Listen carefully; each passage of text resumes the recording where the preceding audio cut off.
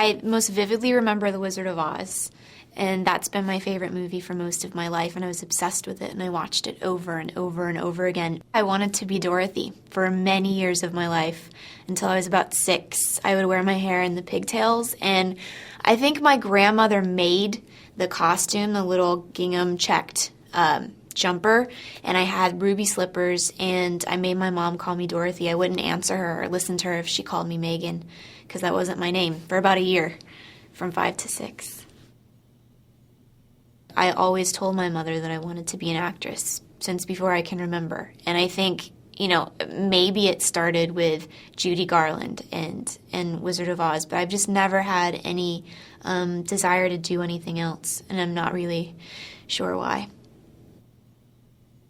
I was a swimmer when I was a kid. I was on a swim team a competitive team from the time I was 5 until I was 14, and I used to compete in state championships, and I thought that's what I was going to be. I have a pretty strong butterfly. Still. Yeah, I'm much slower than I used to be, which is very sad. But it's still decent. My form is there, the speed is gone.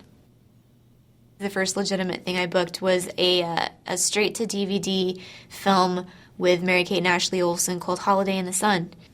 I think my character's name was Brianna, if I remember, and she was a mean girl. She was the spoiled, rich, nasty, sort of alpha female that picked on the nice, sweet, blonde Olsen twins.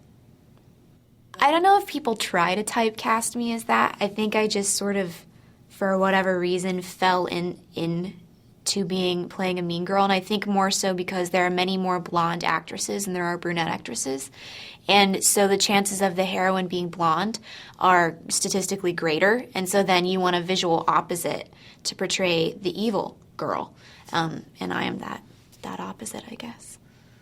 Growing up when I was little, I liked X-Men because my older sister collected X-Men comics.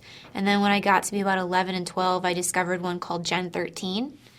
It's basically an offshoot from X-Men, and it's these 3 girls and a guy who's sort of like in and out of the team, and they're superheroes.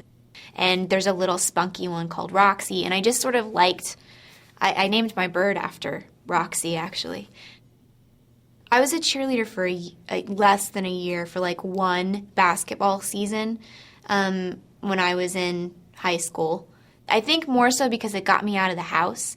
I was always grounded, and engaging in an extracurricular activity was deemed okay by my parents, and so then I could actually leave my room to go do something, get some fresh air, be outside. And I think that's really probably the main reason I did it. But I was not good at it. It was terrible. I'm also just not built for it. I'm too, I don't know, gangly or waif-like or something. You have to be really strong.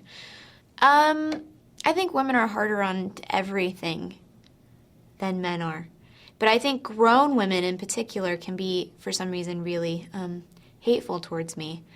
But teenage girls seem to be, they accept me much more. When I get tattoos, I don't necessarily think them out. I don't put a lot of thought into them the way some people do. There's sort of more impulsive purchases. I got that after I completed the first Transformers. I got the Marilyn Monroe tattoo. And I don't know, I've always liked her, and like I said, been intrigued by her because she created a character that she lived behind. So she was always playing a character within a character in all of her movies, which I think is, the psychology behind that is very interesting. I didn't want to be literal. I didn't want to put someone on my arm that I wanted to emulate, like Ava or someone, or Liz or whoever. Yeah, it could have been Liz. Maybe I'll get them around. I'll get like a flower of famous faces on my arm. When I got the call that I've been offered this spot to host SNL, I didn't really want to do it because I'm so terrified and just I become frozen when I have to speak in front of large crowds of people. But obviously you don't say no to something like that because it's an unbelievable opportunity. So I did it, and I went. I'll never watch my episode ever. I can't. That gives me a panic attack thinking about it right now.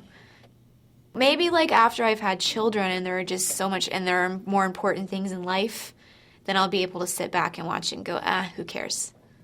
I would say I'm a cat person, even though most cat people are so strange. People that admit to being cat people are always so bizarre. Like, whenever I go to work out, my pants are always covered in cat hair. It's so embarrassing. Like, I'm that person. I'm that lady that goes out with cat hair all over her pants.